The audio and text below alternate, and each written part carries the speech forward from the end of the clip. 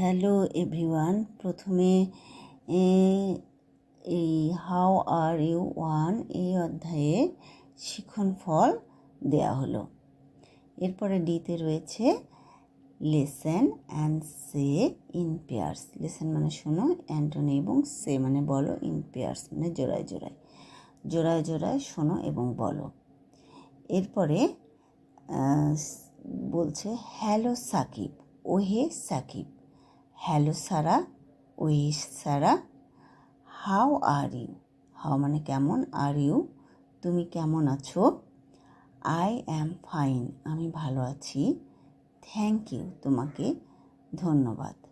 And you, এবং তুমি। Fine, thanks, ভালো আছি, ধন্যবাদ।